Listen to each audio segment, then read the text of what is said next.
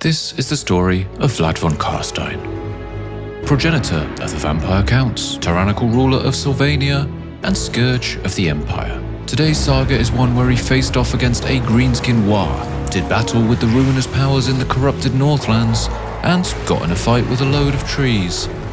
Yeah, you got me. None of that really happened. I'm making it up. I'm Willis, and I've used Total War Warhammer 3 to tell a alternative story for Vlad. I follow his untold conquests and the unlikely allies and enemies he made along the way. But some details will never change. And like many stories involving the Von Carsteins, it all begins in the far reaches of the Empire of Man, in the God's-forsaken province of Sylvania. The world will drown in blood. This twisted land of death and decay had been the seat of Vlad's lineage for far longer than any mortal mind could remember. Yet, there were still those who deny him his rightful position as ruler. Now, if you were to put money on a fight between Vlad Von Carstein, greatest of the vampire count and butcher of 1,000 battlefields, versus some guy named Dieter the Stickler, I think we both know who comes out on top here. Vlad took the town of Waldenhof and marched on the storied city of Tempelhof. There's a lot you'll learn about the undead today, dear listener. For one, contrary to popular belief, they frequently fought amongst themselves as one undead champion warred against another. What you also may not have known is that zombies can in fact climb ladders. Look at them go. The battle for Tempelhof was a sight to behold.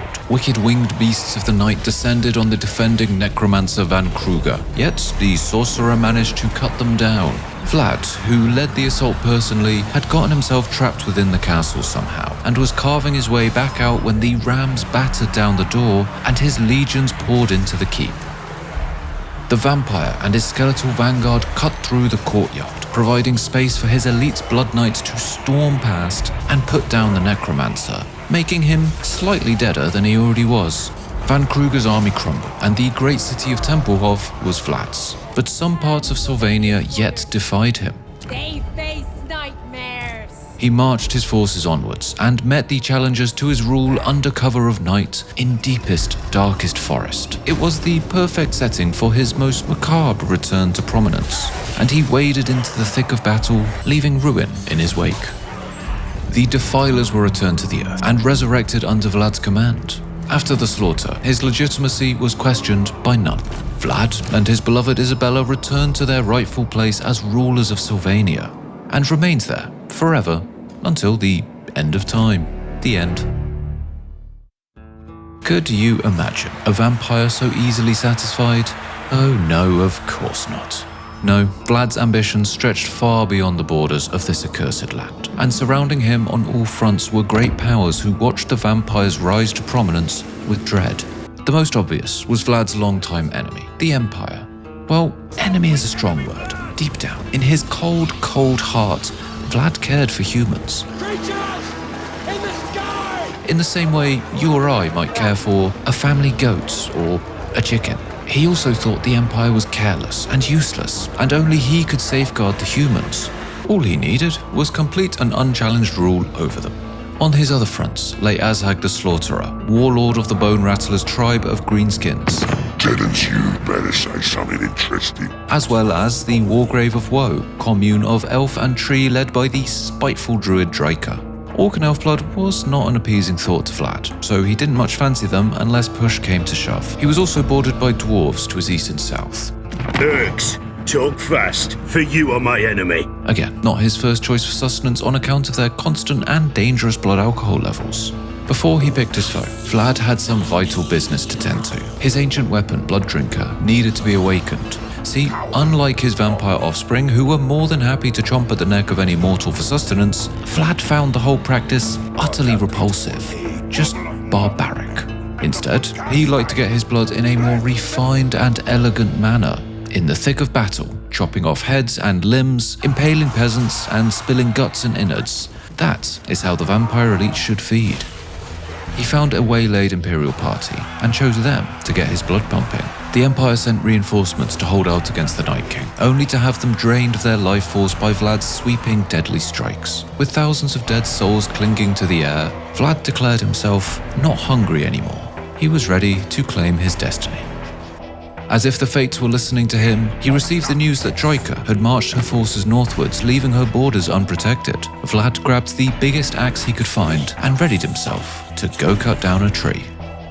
The shambling dead advanced with haste, snatching the town of Essen from under Dryad's nose. This drew her ire and she returned in force, exactly as Vlad had anticipated and hoped. He faced her on her return, near the damned city of Mordheim, though as his droves of zombies stood witness to Dryad's mighty army of Treeman and restless elven archers, Vlad thought he may have misjudged his opponent. The dead surrounded the living, yet even as Vlad's elite blood knights circled back and again, crushing elf and tree underfoot like a tide of bone and steel, Dryad's retinue proved resolute. Vlad's binding hold on his army was starting to waver, and his unholy soldiers were crumbling to dust. He needed help, which would come from his beloved wife, Isabella.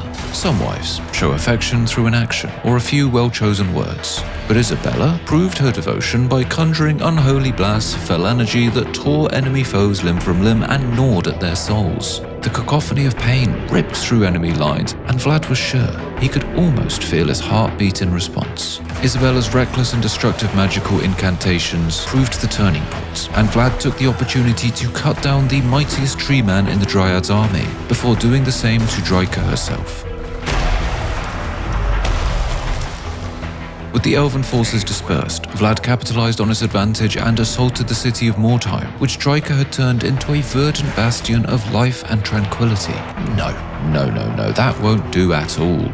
Bringing decay to Dryad's protected forests, he marched on the sacred glade, the Griffin Wood, and showed the defending forces that the power of life is not welcome in his lands. The Dryad was clearly quite cut up about this, and brought her forces to clash with the undead, desecrating her sacred grove. Vlad was almost able to answer the age-old question of how many zombies does it take to cut down an ancient Treeman, but he lost count after a few hundred. It mattered not. Their service did not end there. Vlad raised them from the ground, but left Dryad down there, dead and defeated. Though peace lasted mere moments, as Ostland of the Empire declared war on Vlad, the vampire wasn't quite ready to enact his grand plan on the humans just yet, but his hand had been forced. Given human opinion of the Von Carsteins was already quite low, he took his opportunity to also declare war on Wolfram Herwig of Ostermark. There was nothing personal here, Vlad just really wanted the city of Berghafen. He was hoping he could take it and then let bygones be bygones. The humans watched in horror as the shambling dead approached them, but Berghafen was a mighty city, built to withstand any evil able to cross into the Empire. Foolishly, the zombie hordes all concentrated themselves on one point. As some dead tried to climb up the walls in a manner most slapstick, the rest battered and hammered on the main gates. When that failed, the rams were sent. And even as Isabella soared above the gate and laid desolation down on the defenders, they held firm. Spirits were high among the humans. The city would stand defiant. Well, maybe it would have, if the second horde of undead horrors hadn't attacked. As the humans panicked to readjust, the gates buckled and broke. Vlad's forces surged through, bringing death. The vampire lord had planned to lead the charge himself, but alas, the gates appeared to baffle and confuse him, and he spent much of the battle trying to work out how they worked. It made no difference. The dead swarmed the city and snuffed out all life. Berghafen was claimed for the vampire counts, and their influence crept ever more northward. Beyond the river lay Kislev, a new frontier, perhaps. The southern dwarves appeared to be warming to their vampire neighbors, but Vlad wouldn't discount them as enemies. His next move would be crucial, but before he made it, first, he had to go see a man about a ring. Fetch me the head of this Strigoi! But this wasn't just any ring. This was the fabled Von Carstein ring, the source of Vlad's legendary regenerative powers. He once shrugged off a cannon blast to the face, which tore his head clean off. So yeah, it's a pretty good ring. It wasn't easy to recover, and the Strigoi monster and his cohorts that sought to keep Vlad away from his prized jewelry were formidable and fierce. Many hundreds of zombies were lost in a writhing mass of decrepit flesh, and only Vlad, Isabella, and his trusted blood lancers emerged from the battle. So everyone important survived, and Vlad was reunited with his precious. The War Council waited on Vlad's orders for their next conquest. His plan was met with silence. The Empire forces who'd attacked them were in retreat. My hand hovers close to my blade. Utter your demand before I raise it. And he would push for peace. He wanted non-aggression pacts drawn up. The trade barrier between Sylvania and the manfolk would be lifted. He figured that rather than spend an eternity fighting the humans, an agreement could be made, one that benefits all involved. What's more, he wanted to take out Festus the Leech Lord, unholy champion of Nurgle, who was currently spreading his plagues and causing havoc among the northern human provinces. My plagues are coming! Vlad didn't want him getting his horrible germs and allergy into his blood supply, so that was a bit of a no-brainer. The dwarfs of Karak Kadrin had fallen, and the formerly minor threat of Ashag the Slaughterer had become much more pressing. It would have to be addressed. There were also some ogres within the Empire. They weren't really bothering anyone, but Vlad figured he may as well kill them because, well, why wouldn't he? Festus was pushed back, the ogres' camps were burned to the ground, and the humans of the Empire were starting to think that maybe this Lord of the Night isn't actually that bad after all. But Vlad wanted to go one further, then not that bad after all. He ordered the dead to gather once more in Sylvania, to face the greenskin horde bristling against the Empire's borders. Vlad struck violently against the Orc war boss, facing him in his full might at Karagdroma. The earth rumbled like a wild beast beneath the monstrous force of orcs and undead. Ashag was dangerous for several reasons. Like all great orcs, he had a seemingly infinite source of brutish and bloodthirsty troops ready to follow him into battle. But he was also clever. Not just for an orc, actually clever. Most of that came from his magical helmet, which granted abilities far beyond that of an orc. He could count and had mastered some 3-syllable words, for instance. He was a mighty and supernatural foe, one that proved as deadly in battle as Vlad. The Greenskins were defeated at Karagdroma, but they refilled their ranks rapidly as orcs came from far and wide under the promises of a bloody good fight against the Dead Uns. They replenished with haste, but not as quickly as Vlad, who was able to pluck his reinforcements right out of the ground, never allowing his momentum to cease. The battles rang through the World's Edge Mountains, and the former dwarven holes were taken by the undead. Every inch cost 100 bodies, and the Greenskins were pushed back ever deeper into the mountains. Ashag returned time and again with fresh-bodied orcs ready to scrap, and while he made some grounds, his undoing was inevitable. Separate forces from the north and south closed in on the heart of Ashag's empire and arrived at his capital, if you can call it that. After dozens of brutal battles, little remained to hold off the undead force, who swarmed over the orcish city. It was a horrific campaign, which resulted in tens of thousands of deaths. But Vlad was proud of his work. The Empire, who'd been watching on as spectators, were bloody loving this. Sylvania had averted their inevitable doom, and it seemed that the Tyrant King was actually a pretty cool guy. They scrambled to forge alliances and treaties with him, and Vlad reveled in their admiration. Dare you call it love? Though he'd been focusing his attention so much on the Greenskin campaign that he'd missed something quite important happening above him. A chaos invasion had been unleashed, and Kislev burned. He vassalized a tribe of ogres and tasked them with defending the Empire's southern border, and marched his legions of the damned northwards.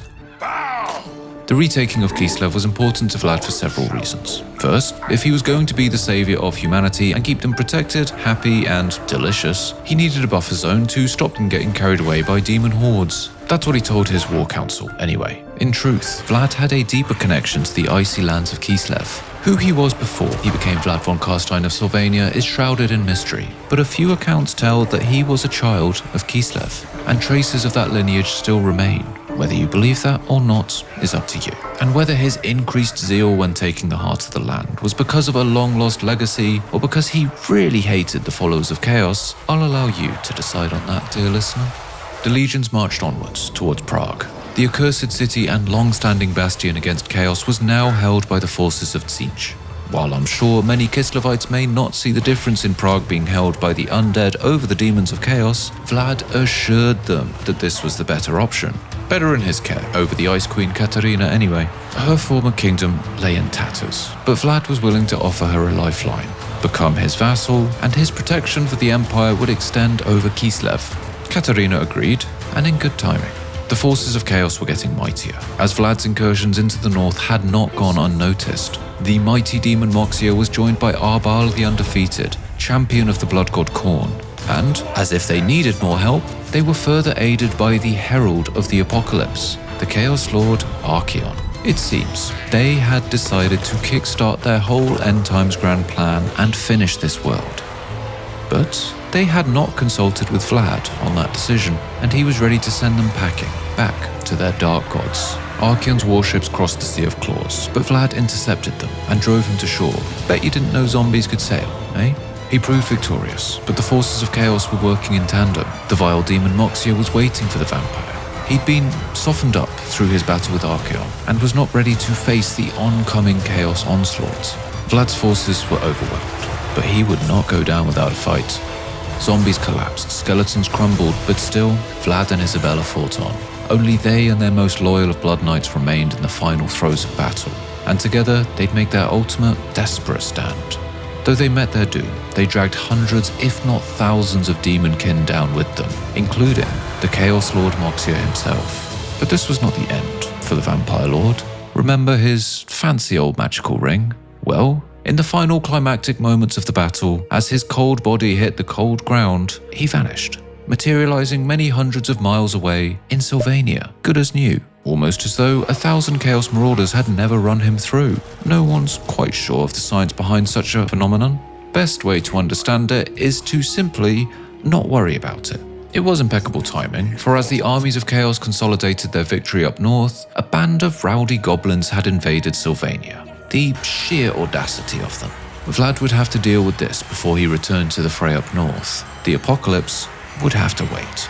The final blow was dealt by one of Vlad's most trusted generals, Sybil von Messengoff. She reveled in the carnage and left naught but ruin in her path. Everyone was in agreement that they were completely done with goblins now, and showed no remorse in purging their remaining strongholds from the world. The undead forces swelled to the north, but the demonic onslaught did not abate. Vlad was marching to rejoin his forces, gathering great strength as he went. He commanded all the dead in his lands to join him there. In the northern reaches of Kislev, they'd meet the apocalypse and send it back across the sea. Vlad returned to the north and charged straight into Archaon the Everchosen. They met near one of the jagged mountain paths, with their army split apart save for two narrow choke points. One of these was clogged up with a writhing mass of zombies, and the other became a killing ground for Vlad's undead lancers. Archaon, who thought he had the measure of Vlad, decided to exploit an obvious weakness. What he thought was a weakness, I might add. The Lord of the Apocalypse sought out Isabella, and quickly learned that she was far from a damsel in distress. She fended off the Chaos Lord, and Vlad, burning with rage at the insolence of the act, killed Archaon on the spot. It was a blow that rang out across enemy ranks, yet the flow of infernal foes wasn't slowing. The dead could be resurrected, the demons could be resummoned. It seemed the conflicts would never end, and this truly was the end of the world. The Blood God's champion Arbal marched on the Von Carsteins, meeting them in a very familiar battlefield, which made Vlad wonder if he was going in circles. The Lord of Slaughter brought all sorts of Khorne's chosen with him. Monstrous soul grinders, blood crushers, gore beasts, many other things with horrible names. The Lord of Skulls was surely ecstatic at the carnage wrought in his name, and Vlad even felt some of the mad god's bloodlust overtake him. In another life, he'd have been a terrifying champion of the Dark Ones, but not here, and not today. For now, he was their most terrible foe. The combined forces of the Lords of Chaos was earth-shattering, something that the undead wouldn't have been able to meet on their own. The end times were here, but the vampire counts were not the only ones who would face it down in defiance. Forces from the Empire, Karl Franz, Null, even the ogres marched north, not content in simply accepting their doom. Vlad's forces were starting to buckle as Archaon made another assault and reduced several of his armies to dust. The dead were being pulled from graveyards far and wide and thrown at the oncoming forces. These weren't intended to defeat Archaon, merely slow him down, make him tired from killing, just long enough to muster a proper force to turn him back. It was the Blood Dragon Lord Petter Varnhal who collided with the bulk of Archaon's forces at the Battle of Yetchich. The Chaos Warriors were entrenched with the aim of turning a natural choke point into a killing ground. And that may have worked against a few hundred or even a few thousand troops, but not against the renewed and terrible forces of the Undead Legions. They crashed upon the forces of Chaos like a wave of anguish. Archaon charged into the melee, and here he was met with a giant, courtesy of the Ogre Kingdoms. It doesn't matter how high and mighty you are on the Chaos pecking order, there's not much that's going to protect you from a very big club wielded by a very big man. As the forces of Chaos were repelled from northern Kislev, the Empire was spearheading an assault on Norska, shattering the tribes of marauders and hunting down the trolls and monsters that haunted the land. There was finally a break in the Chaos invasion, and room to breathe. That is, if the dead needed to breathe. which they don't. Vlad was not about to let his opponents regroup. He marched into the mouth of hell and carried on the fight. He invaded the Chaos Wastes in a three-pronged attack. An army meant for Arbal, one meant for Archaon, and one meant for Moxia. The defense and liberation of Kislev, the foiling of the Great Chaos Invasion, and the assault on the Chaos Wastes. All this would meet its fateful climax in 3 battles. As the forces of Vlad Von Carstein met those of Moxia, Arbal, and Archaon in quick succession, the fate of Sylvania, Kislev, the Empire, even the world, was to be decided. Against Moxia, he engulfed the battlefield in pandemonium, with a flood of zombies empowered by wicked magics. The horrors of the grave cut violent swathes through the chaotic forces. The fateful confrontation with Arbal the Undefeated was truly a terrible and violent one. As the Lord of Skulls willed it, the mass of chaos and reckless abandon gripped the wastes. The Chaos Warriors carved through bone and broken sinew, reveling in wanton destruction.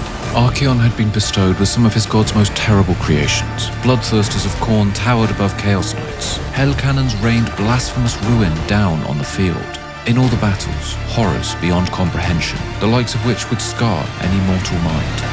Both sides called on everything in their arsenal, and wicked magics decimated battlefields. Blood Lancers and Black Knights thundered across forsaken plains, crushing the followers of chaos beneath their infernal hooves. Mighty demons wielding mighty weapons cleaved all in their path, every arcing stroke of their blade leaving a field of blood and gore and corpses behind them.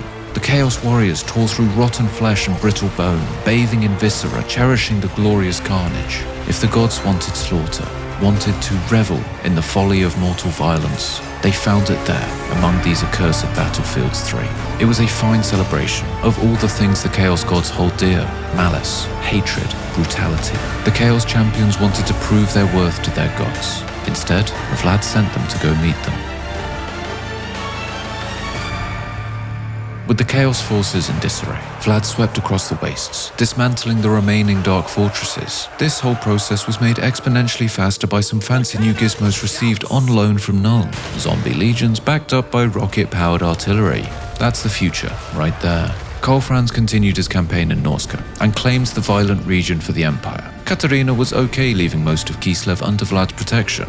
And that wasn't surprising, as he'd now become a veritable superpower. The lands of the dead now stretched along the entire eastern edge of the Empire, creating a barrier in the World's Edge Mountains. Vlad's vassals protected the north and south, and to the west there was some elves. What were they going to do? Sing a song about some trees? The Empire was safe and protected. Some were worried of a betrayal from the vampire, but it never came. He had what he wanted. The humans would grow complacent under his protection, fat, lazy, and full of lovely, delicious blood, just the way Vlad liked them. And that was the rather unconventional tale of Vlad Von Carstein, former Scourge of Man turned savior of the Empire. If you've made it this far, you are amazing, thank you. My name is Willis, and I've had a ton of fun making this for you today. This channel has been an idea I've had for a while. Basically, take the games I like to play, use them as a way to let a story unfold, and then present it to you. If anything, it's a way for me to work on some skill sets I don't usually get to work on, but if you've enjoyed watching and want to see more, that gives me another reason to make them. A like on the video and a subscription to the channel lets me know you're listening, and a comment can help me decide on what campaign to do next. How would you have let Vlad's story unfold? What other lords do you want to get story treatment, and which other games? I'm looking outward to other titles I can do something similar in, and I am more than happy to have that trajectory guided. But anyway, that's more than enough out of my mouth for one day. This has been the tale of Vlad, vile, blood-sucking tyrant, and undisputed savior of mankind. I'll catch you another time for another story.